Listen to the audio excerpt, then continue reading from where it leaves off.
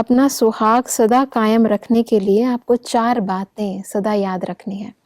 वो 4 बातें परमात्मा कहते हैं कि एक तो सदैव जीवन का उद्देश्य सामने हो, दूसरा परमात्मा का आदेश, तीसरा संदेश और चौथा स्वदेश।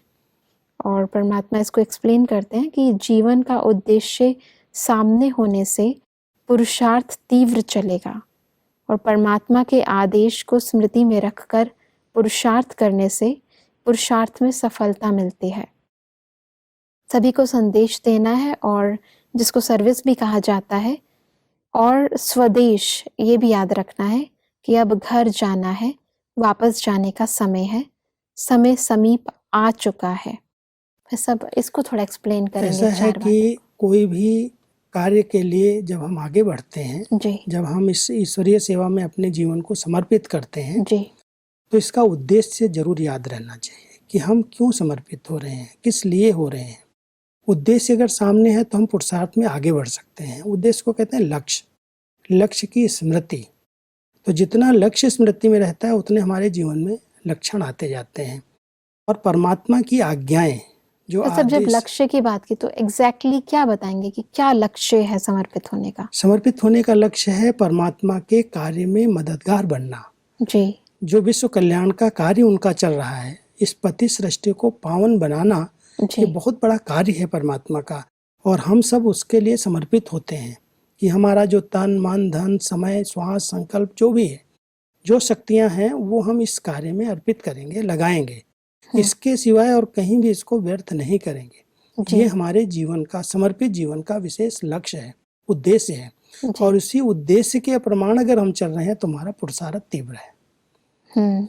कई बार समर्पित हो जाएं और फिर भूल जाएं, तन की शक्ति कहीं दूसरी जगह लगे, मन कहीं भटक रहा हो, और जो भी धन भी लौकिक संपत्ति है भी वो भी इधर उधर खर्च हो रही हो, तो वास्तव में वो भटक गया, उद्देश्य से, लक्ष्य से अपने भटक गया। तो एक तो हमारा उद्देश्य हमारे सामने रहना चाहिए। दूसरा, परमात्मा के बहुत सारे आदेश मिले हुए, आज्ञाएं, श्रीमत, उन आज्ञाओं प्रमाण अगर हम चलते हैं तो सफलता मिलती है। तो ईश्वरीय आज्ञाएं क्या क्या हैं? परमात्मा ने हर प्रकार का आदेश ऑर्डर के रूप में नहीं दिया, लेकिन एक श्रीमत बताई। बच्चे, अमृत बेले उठना कैसे है, कैसे परमात्मा की याद में बैठना है, कैसे ईश्वरीय महावाक्यों का श्रवण करना है, कैसे सैर के समय परमात्मा को साथी बना के रखना है, भोजन कैसे करना है। बहुत सारे आदेश हैं ऐसे, श्रीमत की आज्ञाएं मिली हुई। हाँ जी। उन आज्ञाओं प्रमाण अगर हम चलते हैं तो हमें इस समर्पित जीवन में सफलता ही सफलता है। और जहाँ आज्ञाओं की अवज्ञा होती है वहां पर हम सफल नहीं हो पाते। और तीसरा, सेवा का एक बहुत अच्छा साधन दिया है कि जो परमात्मा ने तुम्हें सुनाया है उस संदेश को बांटो, सबको दो। कोई भी आत्मा इस संदेश से वंचित न रहे। और सबसे अच्छा संदेश यही सुनाना है, इस सृष्टि पर नव निर्माण करने वाला पिता परमात्मा, सबका गति सदगति दाता, वो स्वयं आ चुका है। उसको पहचानो और पहचान करके अपना जन्म सिद्ध अधिकार ले लो, अभी नहीं तो कभी नहीं। परमात्मा के महावाक्य हैं, बच्चे जरूर लिखो अंडरलाइन, कि अगर ये समय हाथ से चला गया तो फिर कभी भी नहीं आएगा। इसलिए खुद को पहचानो, अपने पिता परमात्मा को पहचानो, उनसे संबंध जोड़ो और संबंध जोड़ करके अपना वर्षा अधिकार ले लो।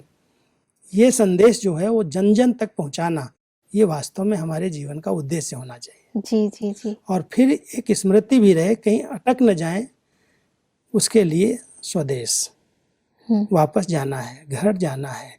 यहाँ तो हम थोड़े समय के मेहमान हैं, तो बुद्धि उपराम रहेगी, न्यारे प्यारे रहेंगे, सब कुछ करते हुए भी कहीं भी फंसेंगे नहीं। ये चारों स्मृतियां समर्पित जीवन के लिए बहुत आवश्यक है।